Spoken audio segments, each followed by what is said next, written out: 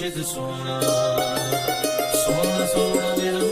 जदों असीं कोई शुभ कर्म करना होवे ना, अच्छा कर्म करना होवे तो फिर रब दा नाम लैके करो, ਉਹਦੇ विश्वास नाल करो। अच्छा कर्म मतलब चाहे साडा कोई कारोबार का काम होवे, चाहे कोई बिजनेस का काम है, कोई दुकानदारी का काम है, कोई मकान का काम है, कुछ भी करना होवे बंदे ने, उस वेले ਉਹਦਾ नाम लैके शुरू कर दिओ इस विश्वास नाल कि मैं एक काम शुरू कर रहा अपने मालिक की रहमत दे नाल, ਉਹਦੇ विश्वास नाल, और मैनू पूरा यकीन है कि काम 'ਚ सफलता मैनू जरूर मिलेगी।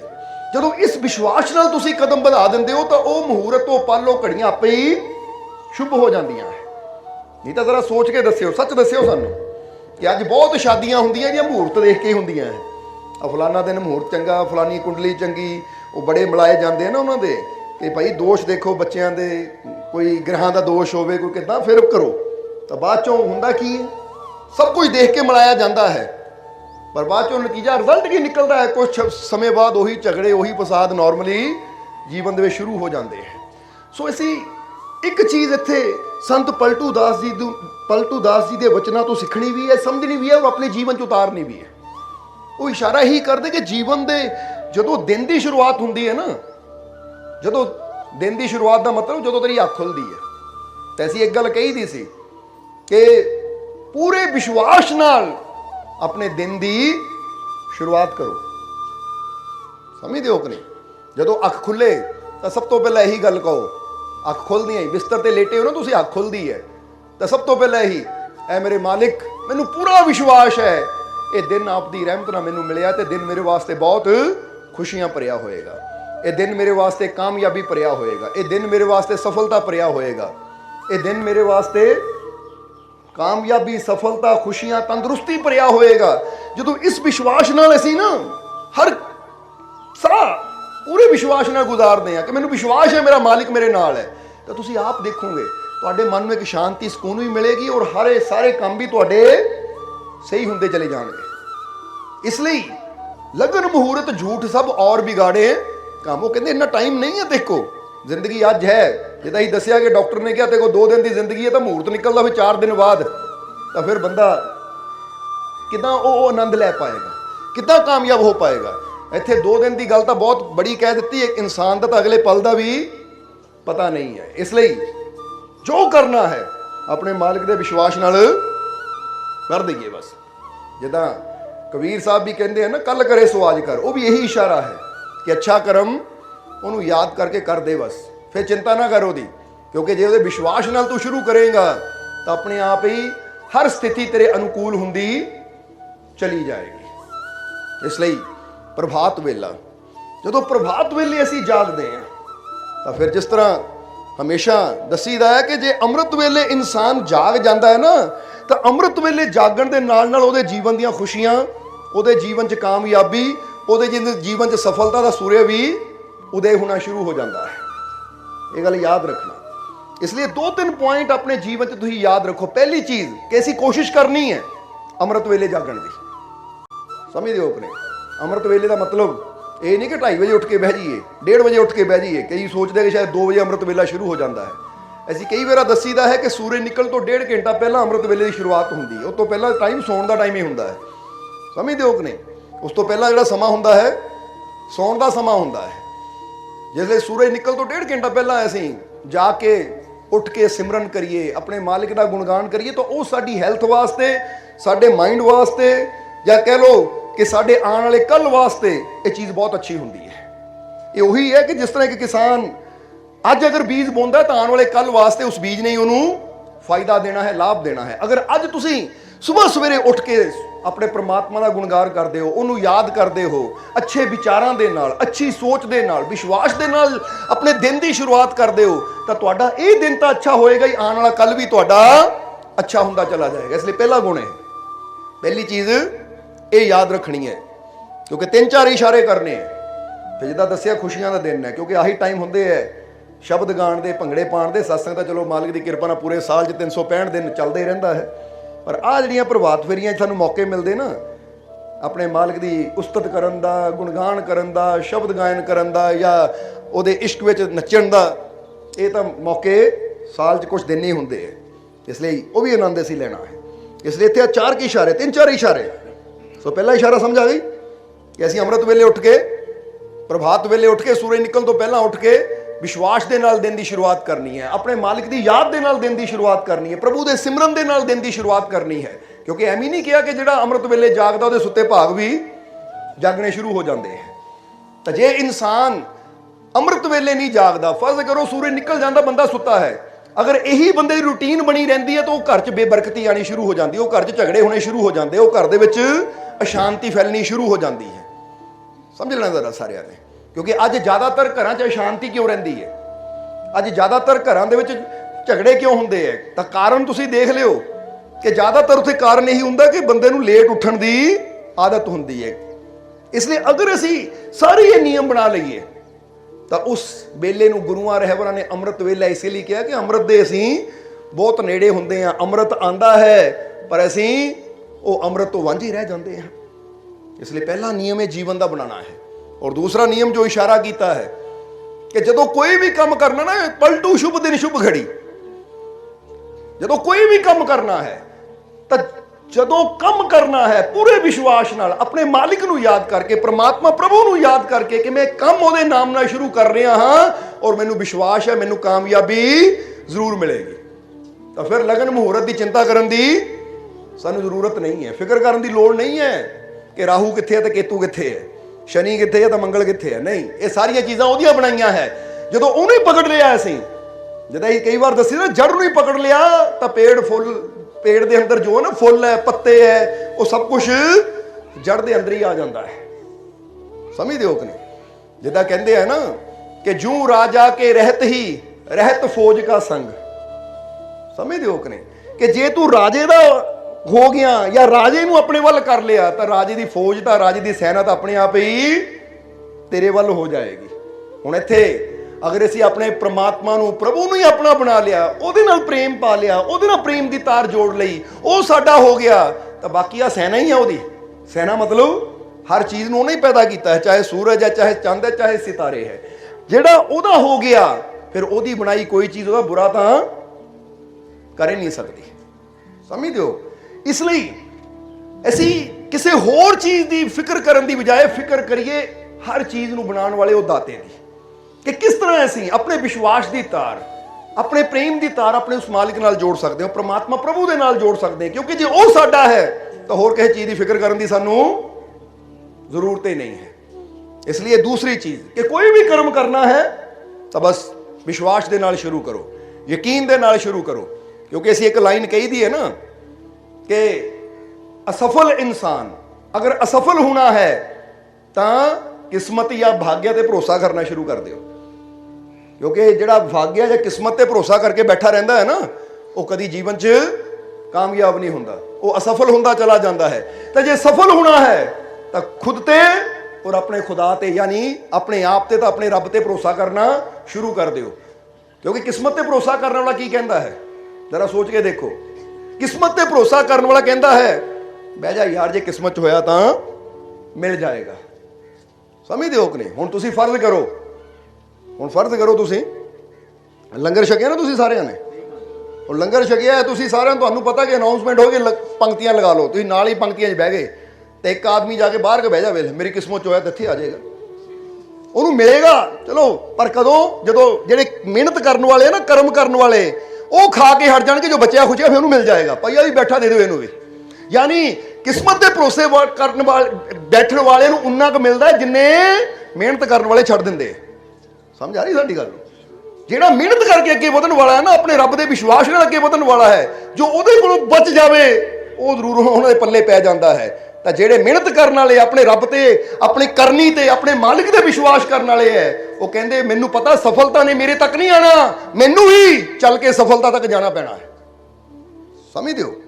ਇਸ ਲਈ ਅਗਰ ਅਸੀਂ ਜੀਵਨ 'ਚ ਕਾਮਯਾਬ ਹੋਣਾ ਹੈ, ਸਫਲ ਹੋਣਾ ਹੈ, ਤਾਂ ਫਿਰ ਕਿਸਮਤ ਦੇ ਉੱਤੇ ਨਾ ਗੱਲ ਛੱਡੋ।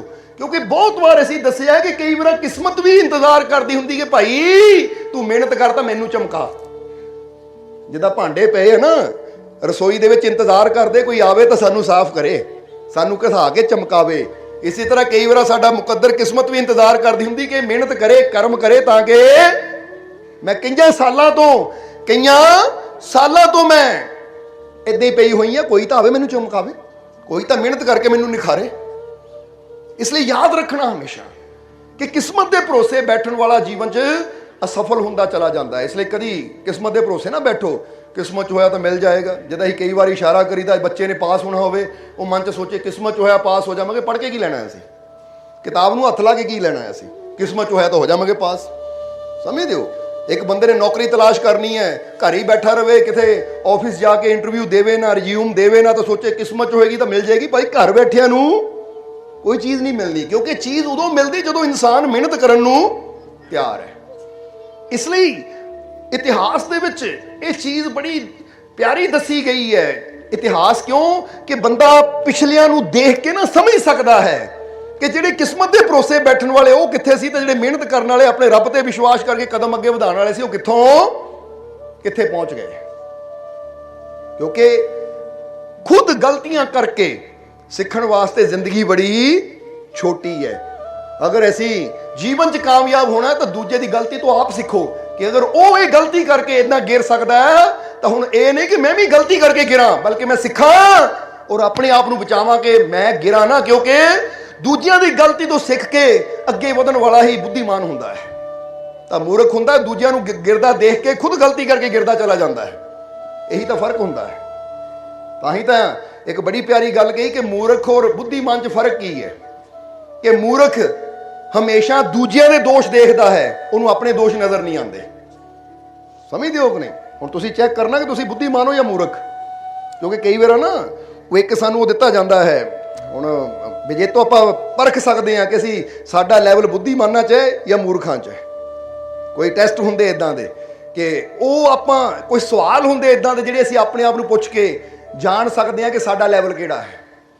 जिद्दां बुखार का टैंपरेचर का लैवल चैक किया जाता ना थर्मामीटर के नाल, इसी तरह कुछ लैवल चैक किए जाते हैं कि जिहड़ा बुद्धिमान हुंदा है और जिहड़ा मूर्ख हुंदा है वो पता किदां लगता है कि बुद्धिमान उन्होंने हमेशा दूजियां दे दोष नज़र आते हैं, उन्होंने अपना दोष कदी मूर्ख इंसान वो है जिन्होंने दूजियां दे दोष नज़र आते, उन्होंने अपना दोष कदी नज़र ही नहीं आता। वो कहता मेरे तो कोई कमी है ही नहीं, दूजियां अंदर कमियां है, दूजियां अंदर दोष है। तो जिहड़ा बुद्धिमान इंसान हुंदा है वो दूजियां दे दोषां नूं देखण दी बजाय अपने दोषां नूं देखदा है और उन्हां दा सुधार करके अगे वधदा है। इन्ना ही फर्क हुंदा एक मूर्ख विच और एक बुद्धिमान च। तुहाडे कोल कोई चीज़ है, फर्ज करो तुहाडा जीवन है, हुण तुहाडा जीवन दोषां नाल भरिया है, पर तुसीं अपने दोष देखदे नहीं है, तुसीं दूजियां दे दोष देख देख के ओहदी चर्चा करन विच ही अपना पूरा जीवन ला दिंदे हो, तो तुहाडे च कोई सुधार नहीं होएगा, तुसीं उत्थे दे उत्थे रह जाओगे। जिहड़ा बुद्धिमान होएगा वो कहेगा दूजे दे अंदर दोष है, मेरे अंदर भी दोष है। हुण मैं दो तरह नाल अपना टाइम खराब कर सकदा हां, या तां मैं दूजे दे दोषां नूं देख के उन्हां दी चर्चा करन विच टाइम लगा देवां, जां मैं अपने दोष देख के उन्हां दा सुधार करन विच अपना टाइम गुजारां। तां फायदा किहड़ी चीज़ च होएगा? जरा सोचो। अज गला खराब है इसलिए उच्चा बोलना पै रहा थोड़ा, इसलिए लगता होगा मालक गुस्से च बोल रहे, बड़े प्यार नाल बोल रहे हैं असीं, पर की करिए जो गला खराब होवे ना थोड़ी उच्ची आवाज़ होवे तां गुस्से च नहीं, प्यार नहीं बोल रहे। हसो यार, सीरीयस होने की लोड़ नहीं। हाँ गला खराब होवे तो जोर लगता थोड़ा जिहा, इसलिए आवाज़ च कई बार ना गला खराब होवे तो लगता सख्ती जी है, पर बड़े नरम है असीं, बड़े प्यार है साडे अंदर, इसलिए स्माइल दिया करो थोड़ा ही। जब उत्थे दस्सिया सी नैनोवाल भी सत्संग सुनदे आ, वाह हुण आवाज़ थोड़ा जिद्दां दस्सिया कई बार उच्ची हो जाती है, क्योंकि जो अंदर समझ लो कि एक एनर्जी आती है ना, तो फिर वो एनर्जी इदां फैलती है इदां। सो इत्थे भी असीं यही गल तुहानूं कहनी चाहांगे कि खुश रहो, स्माइल रखो और बुद्धिमान बणीए। की बनना है? हुण तुसीं आप अपने आप नूं पुੱਛ के देखो, जिद्दां ही दस्सिया कि टाइम इदां भी जा सकदा, टाइम इदां भी जा सकदा, पर इदां टाइम दूजियां दे दोष देख के ਉਹਦੀ चर्चा करने में टाइम जाता है, मैनू की फायदा है?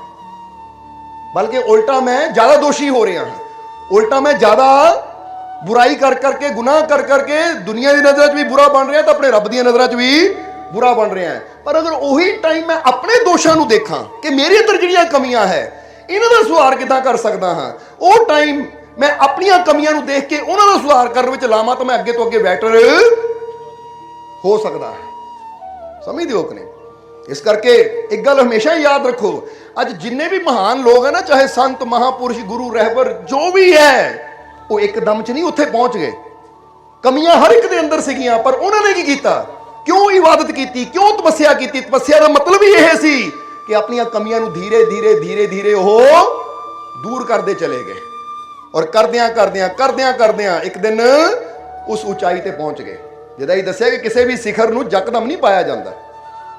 ਉਹ ਦੱਸਿਆ ਨਾ ਕਿ ਸਪੇਨ ਦੇ ਅੰਦਰ ਇੱਕ ਸੰਤ ਸੀ, ਉਹਨਾਂ ਨੇ ਇੱਕ ਦਿਨ ਪ੍ਰਵਚਨ ਚ ਕਿਹਾ, ਕਿਸੇ ਨੇ ਪੁੱਛਿਆ ਕਿ ਮਹਾਰਾਜ ਤੁਸੀਂ ਇਸ ਬੁਲੰਦੀ ਤੱਕ ਕਿੱਦਾਂ ਪਹੁੰਚੇ?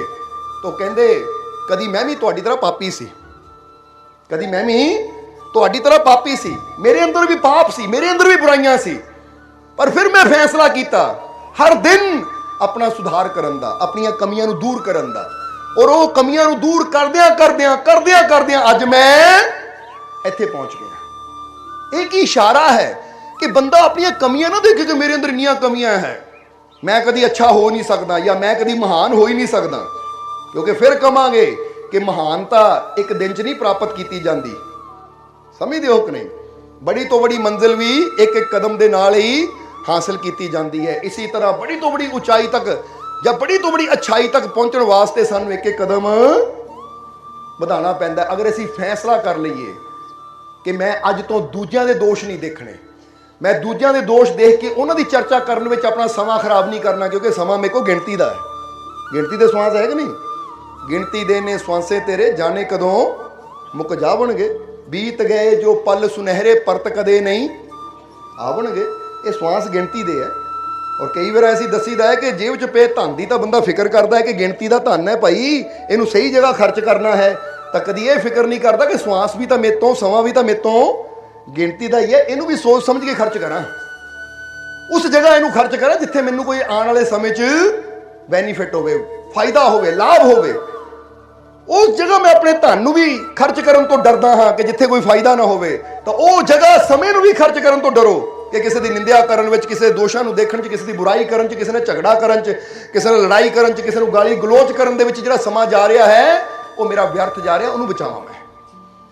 ਕਿਉਂਕਿ ਸਹਿਜੋ ਖਰਚੇ ਧਨ ਤੋਂ ਕਰੇ ਹਿਸਾਬ ਮਨ ਮਾਹੀ, ਸਮੇਂ ਅਮੋਲਕ ਜਾਤ ਹੈ ਤਾਂ ਕਿ ਚਿੰਤਾ ਨਾ ਹੈ। ਉਹ ਕਹਿੰਦੇ ਉਹਦੀ ਚਿੰਤਾ ਹੀ ਨਹੀਂ, ਉਹਦੀ ਫਿਕਰ ਹੀ ਨਹੀਂ ਹੈ ਤੈਨੂੰ ਕਿ ਉਹਦੀ ਚਿੰਤਾ ਕਰ, ਉਹਦੀ ਫਿਕਰ ਕਰ, ਕਿਉਂਕਿ ਅਨਮੋਲ ਹੈ ਸਮੇਂ। ਧਨ ਗਿਆ ਤਾਂ ਆ ਜਾਏਗਾ ਕਿ ਨਹੀਂ ਦੁਬਾਰਾ? ਤੁਸੀਂ ਰੋਜ਼ ਪੈਸੇ ਖਰਚਦੇ ਹੋ ਕਿ ਨਹੀਂ? ਚਾਹੇ ਖਾਣੇ ਦੇ ਖਰਚੀਏ, ਚਾਹੇ ਕਿਰਾਏ ਤੇ ਲਾਉਂਦੇ ਆ, ਚਾਹੇ ਕੱਪੜੇ ਤੇ ਖਰਚਦੇ ਆ।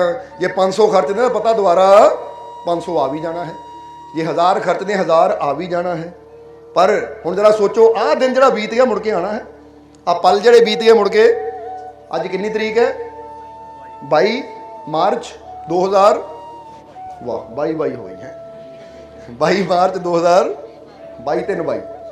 ਸੋ ਇਹ 22 ਹੁਣ ਮਾਰਚ ਦਿਨ ਮੰਗਲਵਾਰ, ਇਹ ਅਗਲੇ ਸਾਲ ਆਣਾ ਹੈ, ਅਗਲੇ ਸਾਲ ਆਏਗਾ ਤਾਂ ਜ਼ਰੂਰ, ਪਰ 22 ਜਰਾ ਹੁਣ ਗੌਰ ਕਰਨਾ, 22 ਮਾਰਚ ਜ਼ਰੂਰ ਆਏਗਾ, ਪਰ 2022 ਨਹੀਂ ਆਏਗਾ, 2023 ਹੋਏਗਾ, ਫਿਰ 2024 ਹੋਏਗਾ, 25 ਹੋਏਗਾ। ਜਿਹੜਾ ਸਮਾਂ ਬੀਤ ਗਿਆ ਉਹ ਬੀਤ ਗਿਆ। ਇਹ ਅਨਮੋਲ ਹੈ, ਇਸ ਲਈ ਧਨ ਨਾਲੋਂ ਜ਼ਿਆਦਾ ਫਿਕਰ ਇਹਦੀ ਕਰਨੀ ਹੈ ਅਸੀਂ, ਕਿਉਂਕਿ ਇਹ ਸਭ ਤੋਂ ਕੀਮਤੀ ਕੀ ਹੈ? ਦੌਲਤ ਹੈ ਸਾਡੀ। ਇਸ ਲਈ ਕਿ ਸਹਿਜੋ ਨੇ ਸਾਫ਼ ਕਹਿ ਦਿੱਤਾ ਕਿ ਐ ਪਿਆਰਿਆ, ਧਨ ਖਰਚਦਾ ਹੈ ਤਾਂ ਉਹਦਾ ਹਿਸਾਬ ਮਨ ਚ ਲਾਉਂਦਾ ਹੈ। ਸਹਿਜੋ ਖਰਚੇ ਧਨ ਤੋਂ ਕਰੇ ਹਿਸਾਬ ਮਨ ਮਾਹੀ, ਮਨ ਚ ਹਿਸਾਬ ਲਾਉਂਦਾ ਕਿੱਥੇ ਕਿੰਨੇ ਖਰਚੇ, ਕਿੱਥੇ ਕਿੰਨੇ ਖਰਚੇ, ਇੱਥੇ 10 ਗਏ, ਇੱਥੇ 20 ਗਏ, ਇੱਥੇ 100 ਗਿਆ, ਇੱਥੇ 50 ਗਿਆ, ਉਹਦਾ ਹਿਸਾਬ ਲਿਖਦਾ ਹੈ। ਪਰ ਸਮੇਂ ਅਮੋਲਕ ਜਾਤ ਹੈ ਤਾਂ ਕੀ ਚਿੰਤਾ।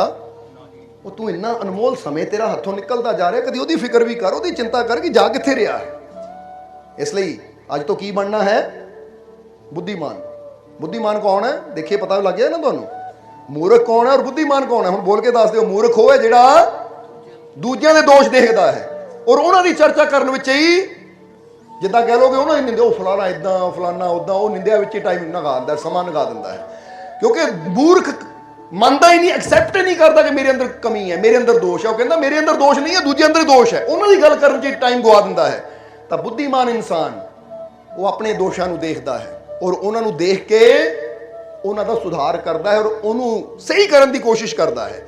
ਕਿਉਂਕਿ ਜਦੋਂ ਅਸੀਂ ਇੱਕ ਇੱਕ ਕਮੀ ਨੂੰ ਸਹੀ ਕਰਦੇ ਚਲੇ ਜਾਂਦੇ ਹਾਂ, ਇੱਕ ਇੱਕ ਦੋਸ਼ ਨੂੰ ਦੂਰ ਕਰਦੇ ਚਲੇ ਜਾਂਦੇ, ਤਾਂ ਫਿਰ ਇੱਕ ਦਿਨ ਅਸੀਂ ਕੀ ਬਣ ਜਾਂਦੇ ਹਾਂ? ਸੰਪੂਰਨ ਹੁੰਦੇ ਚਲੇ ਜਾਂਦੇ ਹਾਂ।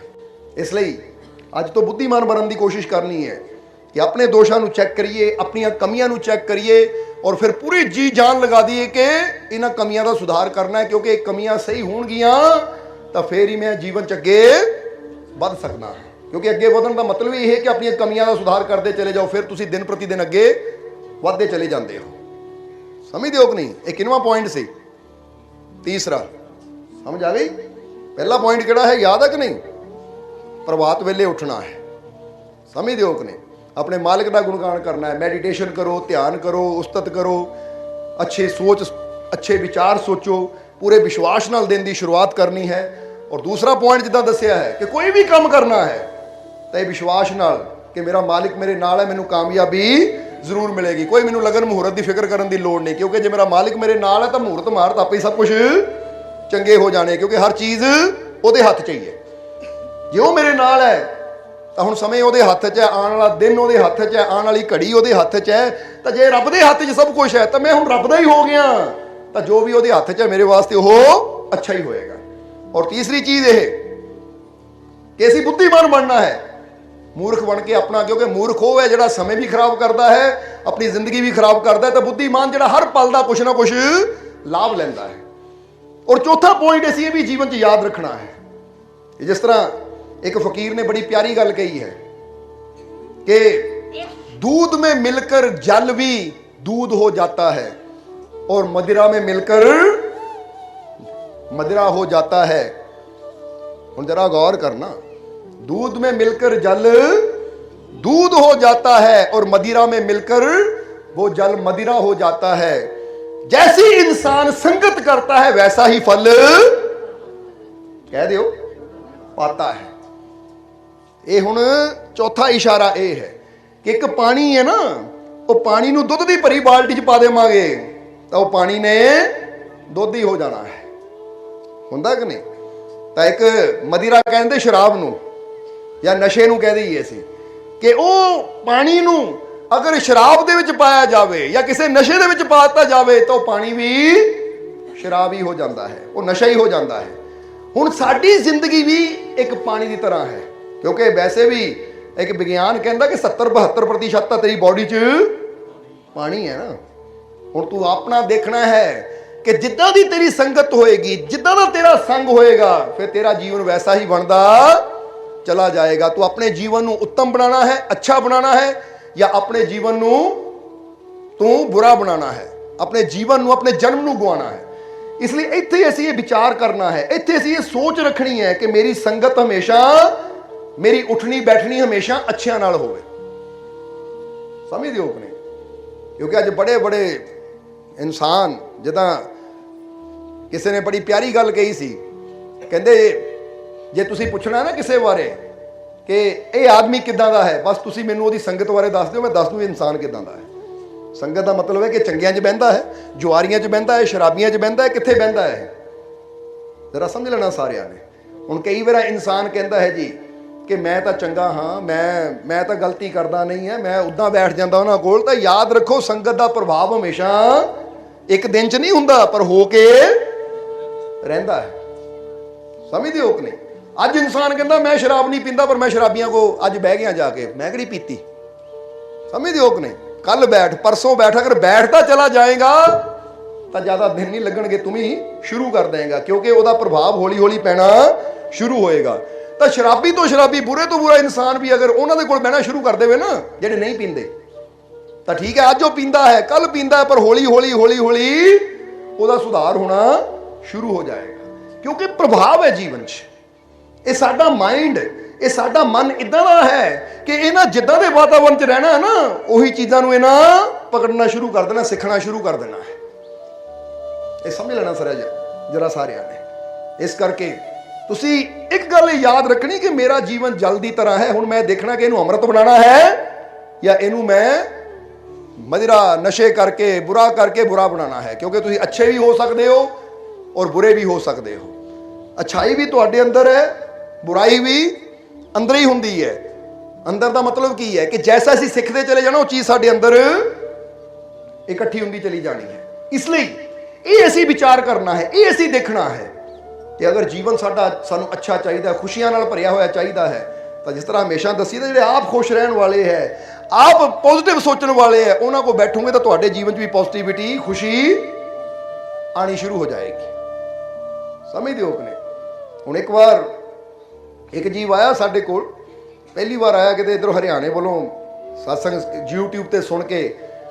ਤਾਂ ਉਸ ਦਿਨ ਆਇਆ ਤਾਂ ਉਹਦੀ ਮੁਲਾਕਾਤ ਜਦੋਂ ਸਾਡੇ ਨਾਲ ਹੋਈ ਤਾਂ ਉਹਨੇ ਇੱਕ ਗੱਲ ਕਹੀ ਜੋ ਸਾਨੂੰ, ਵੈਸੇ ਤਾਂ ਜਦੋਂ ਜੀਵ ਗੱਲਾਂ ਕਰਦੇ ਆਪਣੀ ਰਹਿਮਤਾਂ ਬਾਰੇ ਦੱਸਦੇ ਤਾਂ ਬੜੀ ਖੁਸ਼ੀ ਹੁੰਦੀ, ਪਰ ਉਹਨੇ ਇੱਕ ਗੱਲ ਕਹੀ ਤਾਂ ਸਾਨੂੰ ਬੜੀ ਅੱਛੀ ਲੱਗੀ। ਉਹਨਾਂ ਕਿਹਾ, ਮਾਲਕੋ ਮੈਂ ਪਿਛਲੇ 3 ਮਹੀਨਿਆਂ ਤੋਂ ਤੁਹਾਡਾ ਸਤਸੰਗ ਸੁਣ ਰਿਹਾ ਔਰ ਸਹੀ ਮਾਇਨੇ 'ਚ ਮੈਂ ਦੱਸਾਂ, ਮੈਂ ਬੜਾ ਸੀਰੀਅਸ ਇਨਸਾਨ ਸੀ, ਹਰ ਵੇਲੇ ਸੀਰੀਅਸ ਰਹਿਣਾ, ਬੱਚਿਆਂ ਨਾਲ ਹੱਸਣਾ, ਮੈਂ ਦਬਕਾ ਮਾਰਨਾ, ਹੱਸਦੇ ਕਿਉਂ ਬੈਠੋ, ਕਿਉਂਕਿ ਕਈਆਂ ਦੀ ਆਦਤ ਹੁੰਦੀ ਹੈ ਨਾ, ਕਈ ਇਨਸਾਨ ਇਦਾਂ ਦੇ ਹੁੰਦੇ, ਉਹ ਇਦਾਂ ਦੇ ਸਖਤ ਜੇ ਹੁੰਦੇ ਨਾ, ਹੱਸ ਕੀ ਹੋਏ ਕਿਉਂ ਐਵੇਂ ਹੱਸੀ ਜਾਂਦੇ, ਬੰਦ ਚੁੱਪ ਕਰਕੇ ਬੈਠੋ। ਯਾਨੀ ਉਹ ਕਹਿੰਦਾ ਮੈਂ ਹਰਿਆਣੇ ਵੱਲੋਂ ਆਇਆ, ਹਰਿਆਣਾ ਯਾਨੀ ਆ ਹਰਿਆਣਾ ਨਹੀਂ, ਸਟੇਟ ਹਰਿਆਣਾ, ਜਿਹਦਾ ਪੰਜਾਬ ਹੈ ਇੱਦਾਂ ਹਰਿਆਣਾ, ਪੰਜਾਬ ਤੋਂ ਦਿੱਲੀ ਜਾਂਦਿਆਂ ਨੂੰ। ਉਹ ਕਹਿੰਦਾ ਬੜਾ ਸੀਰੀਅਸ ਜਿਹਾ ਸੀ, ਮੈਂ ਕੋਈ ਹੱਸਣਾ ਨਾ ਤਾਂ ਮੈਂ ਦਬਕਾ ਮਾਰ ਕੇ ਉਹਨਾਂ ਨੂੰ ਚੁੱਪ ਕਰ, ਬਹਿ ਜਾ ਚੁੱਪ ਕਰਕੇ, ਹੱਸੀ ਦਾ ਨਹੀਂ ਹੁੰਦਾ ਬਹੁਤਾ, ਕਿਉਂ ਐਵੇਂ ਪਾਗਲਾਂ ਵਾਂਗੂ ਹੱਸੀ ਜਾਂਦੇ। ਪਰ ਕਹਿੰਦਾ ਮੈਂ 3 ਮਹੀਨੇ ਤੋਂ ਸਤਸੰਗ ਸੁਣਨਾ ਸ਼ੁਰੂ ਕੀਤਾ ਤਾਂ 3 ਮਹੀਨਿਆਂ ਤੋਂ ਮੈਂ ਆਪ ਹੱਸਣਾ ਸ਼ੁਰੂ ਕਰ ਦਿੱਤਾ, ਆਪ ਮੁਸਕਰਾਉਣਾ ਸ਼ੁਰੂ ਕਰ ਦਿੱਤਾ। ਔਰ ਵਾਕਈ ਹੁਣ ਮੈਨੂੰ ਲੱਗਦਾ ਕਿ ਪਹਿਲੀ ਜ਼ਿੰਦਗੀ ਜਿਹੜੀ ਸੀ ਨਾ ਮੇਰੀ, ਉਹ ਗੰਭੀਰਤਾ ਵਿੱਚ ਉੱਦਾਂ ਹੀ ਗੁਜ਼ਰ ਗਈ। ਮੈਂ ਆਪ ਵੀ ਦੁਖੀ ਸੀ ਤਾਂ ਆਪਣੇ ਬੱਚਿਆਂ ਨੂੰ ਦੁਖੀ ਕੀਤਾ ਹੋਇਆ ਸੀ। ਹੁਣ ਮੈਂ ਵੀ ਹੱਸਦਾ ਤਾਂ ਮੇਰੇ ਬੱਚੇ ਵੀ ਹੱਸਦੇ ਆ, ਤਾਂ ਸਾਰੇ ਮੈਨੂੰ ਕਹਿੰਦੇ ਆ ਡੈਡੀ ਤੂੰ ਬੜਾ ਬਦਲ ਗਿਆ ਹੈ। ਹੁਣ ਡੈਡੀ ਮੇਰਾ ਕਹਿੰਦੇ, ਬੱਚੇ ਵੀ ਕਹਿੰਦੇ ਡੈਡੀ ਹੁਣ ਚੰਗਾ ਹੋ ਗਿਆ, ਯਾਨੀ ਡੈਡੀ ਵਧੀਆ ਹੋ ਗਿਆ। ਡੈਡੀ ਪਹਿਲਾਂ ਵੀ ਸੀ ਪਰ ਵਧੀਆ ਕੀ ਹੋਇਆ, ਹੁਣ ਤੁਸੀਂ ਕਿਸੇ ਨੂੰ ਆਉਂਦੇ ਹੀ ਓਏ ਚੁੱਪ ਕਰਕੇ ਬਹਿ ਜਾ, ਕਿੱਦਾਂ ਦਾ ਖੜੂਸ ਜਿਹਾ ਬੰਦਾ ਹੈ। ਤਾਂ ਜੇ ਤੁਸੀਂ ਹੱਸ ਰਹੇ ਹੋ, ਉਹ ਵੀ ਆ ਕੇ ਹੱਸਣਾ ਸ਼ੁਰੂ ਕਰ, ਬੰਦਾ ਬੜਾ ਚੰਗਾ ਹੈ। ਹੱਸੋ, ਪਰ ਉਹ ਖੁਸ਼ੀ ਇਦਾਂ ਹੋਵੇ ਕਿ ਉਹ ਖੁਸ਼ੀ ਕਿਸੇ ਨੂੰ ਨੀਵਾਂ ਦਿਖਾਉਣ ਵਿੱਚ ਨਾ ਹੋਵੇ, ਕਿ ਇੱਕ ਬੰਦਾ ਐਵੇਂ ਹੀ ਹੱਸੀ ਜਾਂਦਾ ਕਿ ਦੂਜੇ ਦੀ ਬੇਇੱਜ਼ਤੀ ਕਰਕੇ, ਜਾਂ ਦੂਜੇ ਦਾ ਮਜ਼ਾਕ ਉਡਾਉਂਦਾ ਹੈ, ਦੂਜੇ ਨੂੰ ਨੀਵਾਂ ਦਿਖਾਉਣ ਦੀ ਕੋਸ਼ਿਸ਼ ਕਰਦਾ ਹੈ, ਉਹ ਖੁਸ਼ੀ ਪਾਪ ਹੈ। ਇੱਕ ਖੁਸ਼ੀ ਹੁੰਦੀ ਮੈਂ ਖੁਸ਼ ਹਾਂ, ਜੇ ਬੱਚੇ ਖੇਡ ਰਹੇ ਆ ਤਾਂ ਮੈਂ ਖੁਸ਼ ਹਾਂ, ਬੱਚੇ ਵੀ ਖੁਸ਼, ਮੈਂ ਵੀ ਖੁਸ਼, ਮੈਂ ਦੂਜਿਆਂ ਨੂੰ ਵੀ ਕਹਿ ਰਿਹਾ ਹੱਸੋ, ਖੁਸ਼ ਹੋਵੋ, ਕਿਉਂਕਿ ਜ਼ਿੰਦਗੀ ਅੱਜ ਹੈ, ਕੱਲ੍ਹ ਨੂੰ ਪਤਾ ਨਹੀਂ ਇਹ ਜ਼ਿੰਦਗੀ ਹੋਣੀ ਜਾਂ ਨਹੀਂ ਹੋਣੀ, ਮਰਨਾ ਤਾਂ ਹੈ ਹੀ। ਤਾਂ ਫਿਰ ਜਿੰਨੇ ਦਿਨ ਇਹ ਜ਼ਿੰਦਗੀ ਦੇ ਹੈ ਆਨੰਦ ਲਈਏ, ਥੋੜਾ ਮੁਸਕਰਾਈਏ, ਥੋੜਾ ਫੇਸ ਤੇ ਸਮਾਈਲ ਰੱਖੀਏ। ਉਹਦੇ ਨਾਲ ਕੀ ਹੁੰਦਾ ਹੈ ਕਿ ਜ਼ਿੰਦਗੀ ਜੀਣ ਦਾ ਆਨੰਦ ਆ ਜਾਂਦਾ ਹੈ। ਸਮਝਦੇ ਹੋ ਕਿ ਨਹੀਂ? ਇਸ ਲਈ ਥੋੜੀ ਜਿਹੀ ਫੇਸ ਤੇ ਸਮਾਈਲ ਰੱਖਣੀ ਹੈ, ਥੋੜਾ ਜਿਹਾ ਮੁਸਕਰਾਣਾ ਹੈ, ਕਿਉਂਕਿ ਜ਼ਿੰਦਗੀ ਅੱਜ ਹੈ। ਇਸ ਲਈ ਫਿਰ ਕਹਾਂਗੇ ਕਿ ਇੰਨਾ ਤਾਂ ਟਾਈਮ ਹੈ ਨਹੀਂ ਕਿ ਇਹਨੂੰ ਗੰਭੀਰ ਹੋਣ ਵਿੱਚ, ਸੀਰੀਅਸ ਹੋਣ ਵਿੱਚ ਹੀ ਅਸੀਂ ਜਾਂ ਝਗੜਿਆਂ 'ਚ ਹੀ, ਲੜਾਈਆਂ 'ਚ ਹੀ ਗੁਜ਼ਾਰ ਦਈਏ। ਇਹ ਪਲ ਬੜੇ ਕੀਮਤੀ ਹੈ ਔਰ ਜ਼ਿੰਦਗੀ ਬੜੀ ਛੋਟੀ ਜਿਹੀ ਹੈ, ਇਸ ਲਈ ਇਹਨੂੰ ਖੁਸ਼ੀ ਦੇ ਨਾਲ, ਹੱਸਦੇ ਮੁਸਕਰਾਉਂਦਿਆਂ, ਪਿਆਰ ਦੇ ਨਾਲ ਗੁਜ਼ਾਰ ਦਈਏ, ਫਿਰ ਹੀ ਜ਼ਿੰਦਗੀ ਜ਼ਿੰਦਗੀ ਹੈ। ਇਸ ਲਈ ਇਹ ਪੁਆਇੰਟ ਵੀ ਹਮੇਸ਼ਾ ਦਿਲ 'ਚ ਯਾਦ ਰੱਖਣਾ ਹੈ ਕਿ ਮੈਂ ਉਹਨਾਂ ਦੀ ਸੰਗਤ ਕਰਨੀ ਹੈ ਜਿਹੜੇ ਮੁਸਕਰਾਉਣ ਵਾਲੇ, ਖੁਸ਼ ਰਹਿਣ ਵਾਲੇ ਆ, ਪੋਜ਼ਿਟਿਵਿਟੀ ਨਾਲ ਭਰੇ ਹੋਏ ਹੈ, ਜਿਹੜੇ ਹਰ ਵੇਲੇ ਰੋਈ ਜਾਣ, ਹਰ ਵੇਲੇ ਝਗੜਾ ਕਰੀ ਜਾਣ, ਹਰ ਵੇਲੇ ਲੜਾਈ ਕਰੀ ਜਾਣ, ਹਰ ਵੇਲੇ ਗੰਭੀਰ ਸੀਰੀਅਸ ਹੋਣਗੇ। ਉਹਨਾਂ ਦੇ ਨਾਲ ਰਹਿ ਕੇ ਤੁਸੀਂ ਵੀ, ਤੁਹਾਡੀ ਵੀ ਜ਼ਿੰਦਗੀ ਜਿਹੜੀ ਹੈ ਨਾ, ਇਹ ਪੱਥਰ ਦੀ ਤਰ੍ਹਾਂ ਬਣ ਜਾਏਗੀ। ਇਸ ਲਈ ਪੱਥਰ ਨਾ ਬਣੋ, ਫੁੱਲ ਦੀ ਤਰ੍ਹਾਂ ਬਣੋ ਜੋ ਹਮੇਸ਼ਾ ਖਿਲ ਕੇ ਜਿੰਦਾ ਹੈ। ਸਮਝ ਆ ਗਈ ਸਾਰਿਆਂ ਨੂੰ? ਇਸ ਲਈ ਇਹ ਗੱਲ ਹਮੇਸ਼ਾ ਯਾਦ ਰੱਖਣਾ। ਔਰ ਹੁਣ ਆਖਰੀ ਪੁਆਇੰਟ, ਫਿਰ ਸਤਸੰਗ ਦੀ ਸਮਾਪਤੀ ਕਰਾਂਗੇ। ਆਖਰੀ ਪੁਆਇੰਟ ਕਿ ਧਾਰਮਿਕ ਕੌਣ ਹੈ, ਜਰਾ ਹੁਣ ਸਮਝ ਲੈਣਾ ਸਾਰਿਆਂ ਨੇ। ਧਾਰਮਿਕ ਕੌਣ ਹੈ? ਕਦੀ ਮਨ 'ਚ ਸੋਚਿਆ ਤੁਸੀਂ कि धार्मिक कौन है?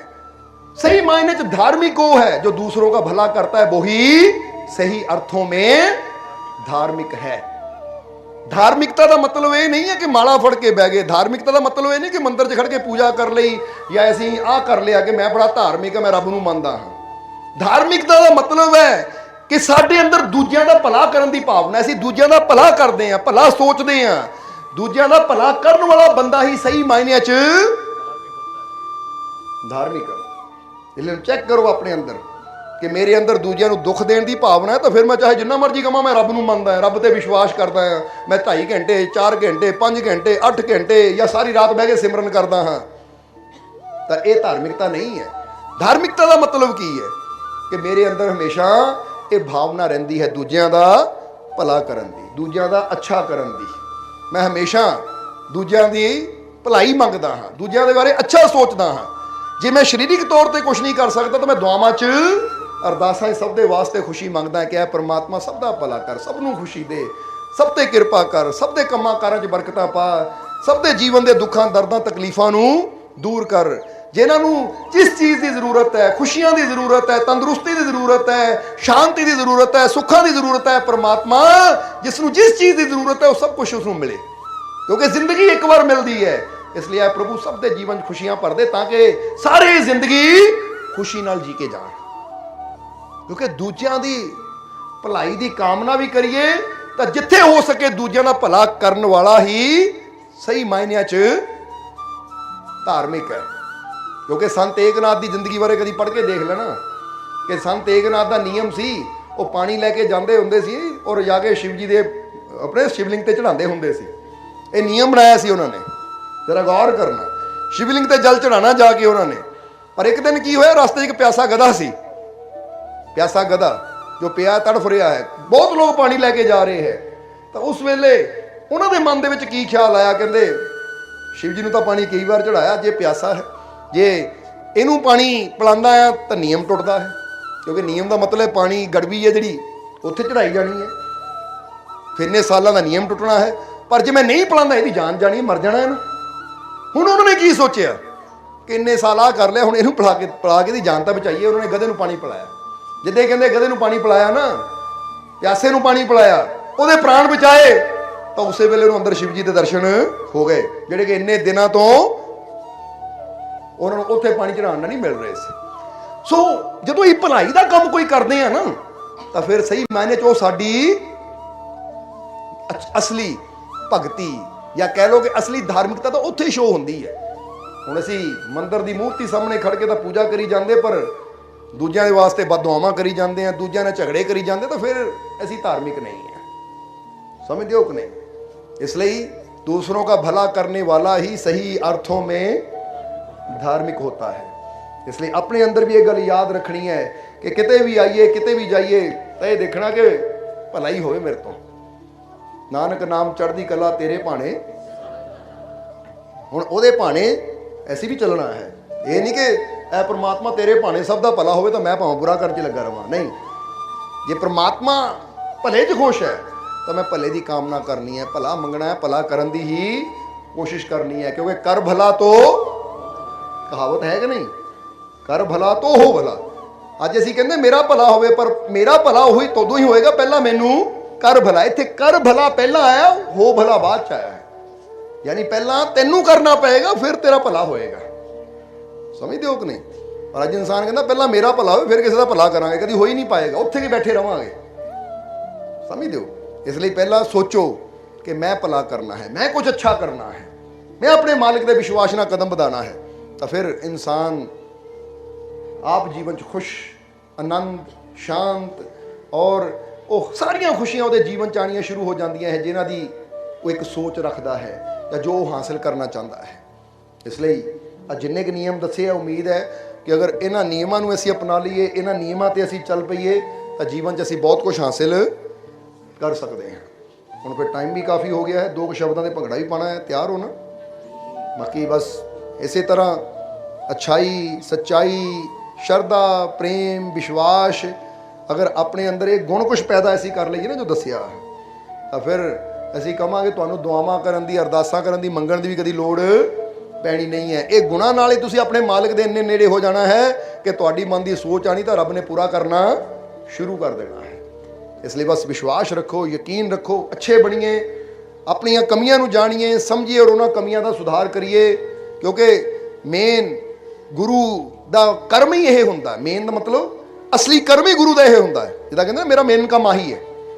मेन कर्म गुरु दा की हुंदा है, फकीरां दा की हुंदा है? साडियां कमियां नूं देख के उन्हां दा सुधार करना। क्योंकि मूर्तिकार दा मेन काम ही यह हुंदा कि पत्थर नूं इदां झाड़ना, इदां सैनी थोड़ा लैके सੱਟ मारनी कि ਉਹਦੇ अंदरला जो बेकार है ना सब कुछ झड़ जाए, जो व्यर्थ है सब कुछ हट जाए, ताकि ਉਹਦੇ अंदरली छुपी हुई मूरत प्रगट हो सके। इसी तरह साडी भी कोशिश होंदी है कि शब्दों के जरिए, प्यार के जरिए, सख्ती के जरिए किसी तरह तुहाडे अंदरलियां कमियां नूं दूर किया जाए, ताकि तुहाडे अंदरली भी वो संपूर्ण मूरत, वो आनंद की मूरत, वो प्रेम की मूरत, वो अच्छाई की मूरत सब दे सामने आ सके।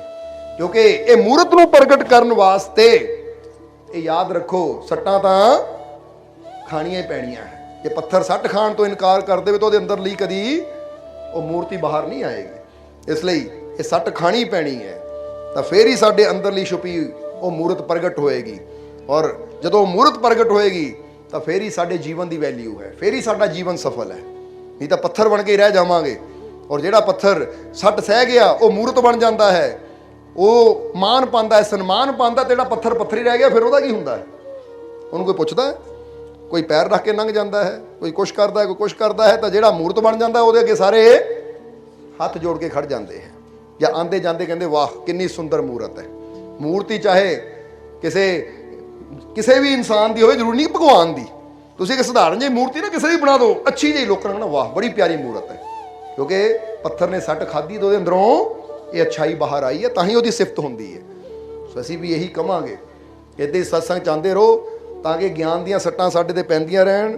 ਤਾਂ ਹੀ ਤਾਂ ਗੁਰਬਾਣੀ ਕਹਿੰਦੀ ਨਾ, ਜੇ ਗੁਰੂ ਝਿੜਕੇ ਤਾਂ ਉਹ ਕਹਿੰਦੇ ਉਹ ਵੀ ਝਿੜਕ ਵੀ ਸੈਣੀ ਥੋੜੇ ਦਾ ਕੰਮ ਕਰਦੀ ਹੈ, ਸਾਡੇ ਅੰਦਰ ਦੀਆਂ ਕਮੀਆਂ ਨੂੰ ਦੂਰ ਕਰਦੀ। ਕਿਉਂਕਿ ਕੀ ਪਤਾ ਕਿ ਸਾਨੂੰ ਮੁਰਸ਼ਦ ਨੇ, ਸਤਿਗੁਰ ਨੇ ਕਿੱਥੇ ਲੈ ਕੇ ਜਾਣਾ ਹੈ। ਤਾਂ ਸਾਡੀ ਇੱਕ ਕਮੀ ਸਾਨੂੰ ਰੋਕ ਰਹੀ ਹੈ, ਇਸ ਲਈ ਉਹ ਇੱਕ ਕਮੀ ਰੂਪੀ ਬੰਧਨ ਨੂੰ ਤੋੜਨ ਵਾਸਤੇ ਗੁਰੂ ਨੂੰ ਸੱਟਾਂ ਵੀ ਮਾਰਨੀਆਂ ਪੈਂਦੀਆਂ, ਤਾਂ ਕਿ ਮੇਰੇ ਪਿਆਰੇ ਅੰਦਰ ਕੋਈ ਕਮੀ ਰਵੇ ਨਾ, ਇਹਨੂੰ ਪੂਰੀ ਤਰ੍ਹਾਂ ਸੰਪੂਰਨ ਕਰ ਦੇਈਏ। ਇਸ ਲਈ ਗਿਆਨ ਦੀਆਂ ਸੱਟਾਂ ਖਾਓ ਔਰ ਆਪਣੇ ਜੀਵਨ ਨੂੰ ਸਫਲ ਬਣਾਓ। ਸੋਹਣਾ ਸੋਹਣਾ ਮੇਰਾ ਮੁਰਸ਼ਿਦ ਸੋਹਣਾ, ਸੋਹਣਾ ਸੋਹਣਾ